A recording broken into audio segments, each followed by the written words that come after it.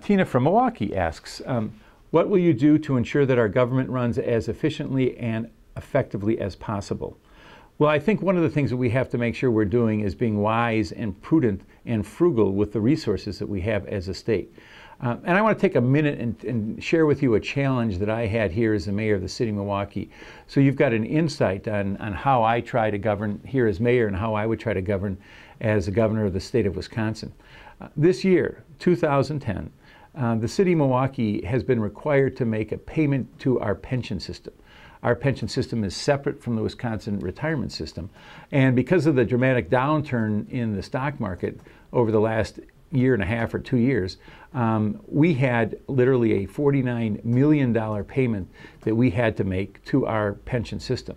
This is for 2010. So this was a line item that didn't even exist for us in our 2009 budget.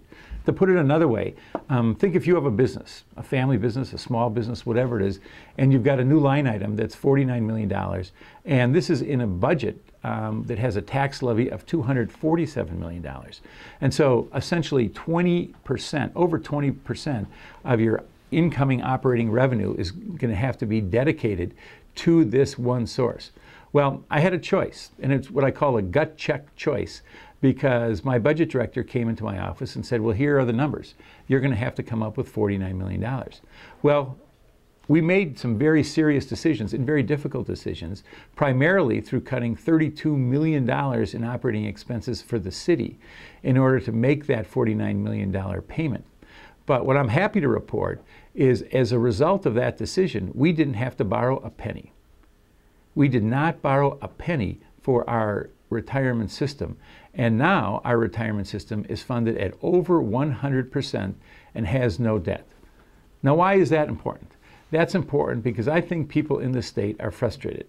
I think they're angry, and I think some of their frustration and anger is aimed at the federal government and to some extent the state government and local governments who don't face difficult decisions and don't face those decisions head on, and instead decide that they're just going to kick the can down the road, like go out and borrow money for a pension payment that our children and grandchildren are going to have to pay for. I thought that was the wrong thing to do as a mayor of the city. And I made some very, very tough decisions to enable that to happen. Those are the types of decisions we're going to have at the state level. And that's why we need a governor who's willing to stand up for us in tough times and make tough decisions. And that's what I'm ready to do as the governor of the state of Wisconsin.